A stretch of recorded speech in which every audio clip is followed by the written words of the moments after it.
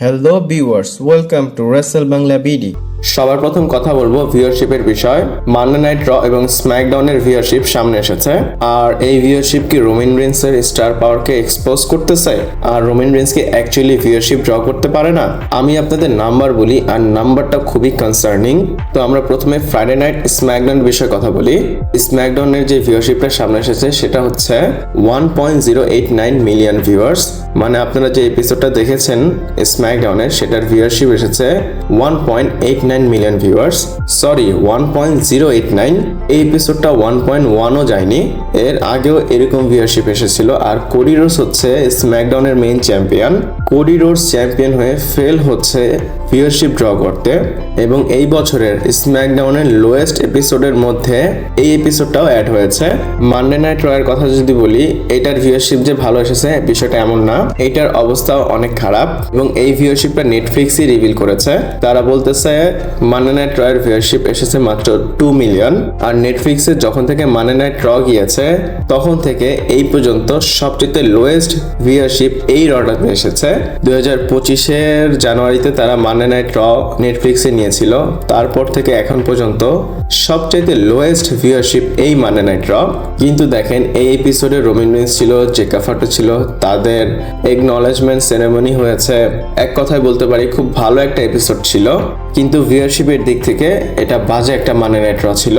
আর এটা যে হচ্ছে দেখেন, স্ম্যাকডাউন র এর ভিউয়ারশিপ ভালো আসতেছে না, আমরা কি বলতে পারি ডাব্লিউডাব্লিউই ডাউনফল চলে এসেছে?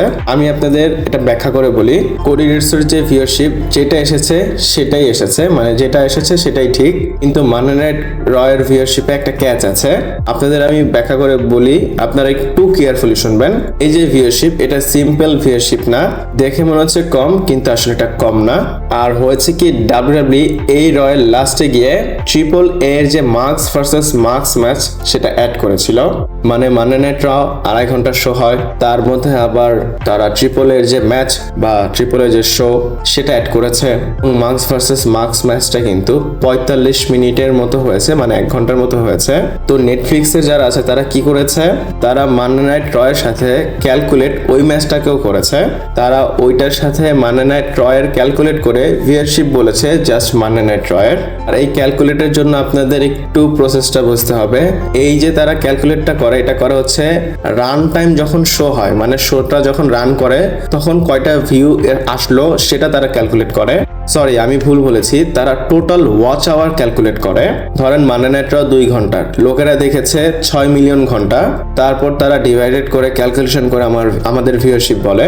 তারা মানডে নাইট র এর পরে মার্কস ভার্সেস মার্কস ম্যাচটা অ্যাড করেছে।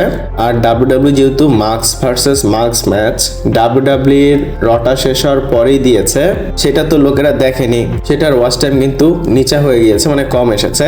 ওয়াচ টাইম কম হয়েছে আর রান টাইম বেশি হয়েছে। 2.5 ঘন্টার শো কিন্তু 3.5 ঘন্টার ক্যালকুলেট করেছে, এবং সেইটা ক্যালকুলেশন করে এভারেজ বের করে ভিউয়ারশিপ ডাউন দেখিয়েছে। এটা শুনে অনেক বেশি কমপ্লিকেটেড লাগতেছে। সিম্পলি যদি আমি বলি, ক্যালকুলেশন তারা ভুল করেছে।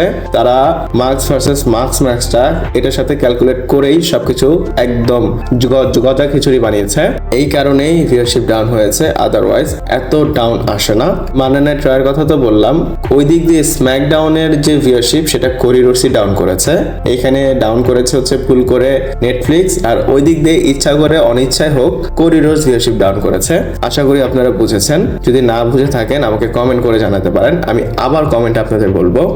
এরপর রোমান রেন্সের বিষয়ে কথা বলবো। আর রোমান রেন্স পসিবলি কনফার্ম হয়ে গিয়েছে স্যাটারডে নাইট মেইন ইভেন্টের জন্য।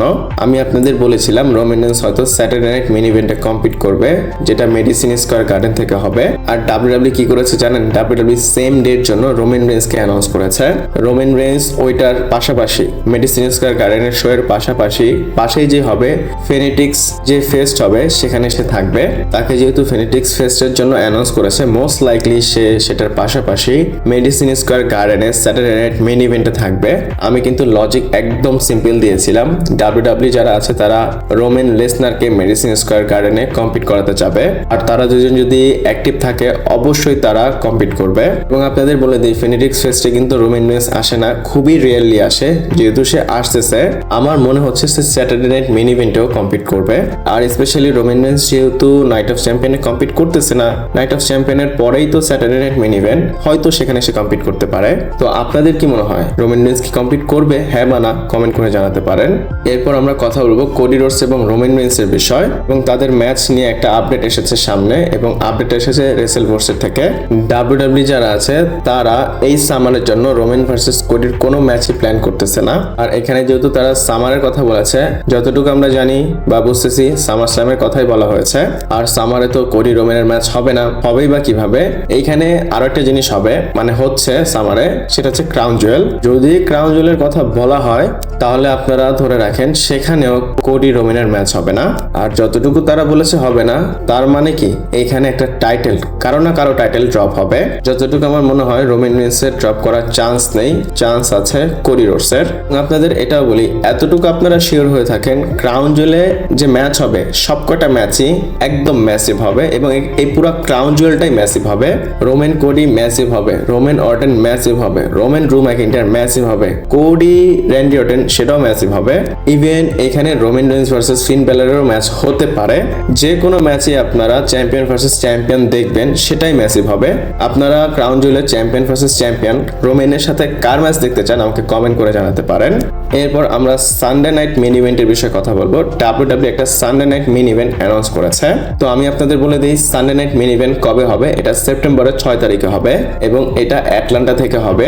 আর অ্যাকচুয়ালি সেপ্টেম্বরের 6 তারিখে হওয়ার কথা ছিল মানি ইন দ্য ব্যাংক। আমি কিন্তু আপডেটে বলেছিলাম, আপনারা যারা দেখেছেন তারা এখন বুঝে উঠেছেন যে কেন WWE ওই টাইমটা শিফট করে পোস্টবম করে পিছনে দিয়েছে।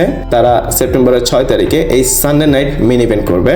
আমার কথা হচ্ছে এই সানডে নাইট মেইন ইভেন্টের নিড কি আমি বুঝি না, কেউ ওইভাবে গুরুত্ব দিয়েও দেখে না।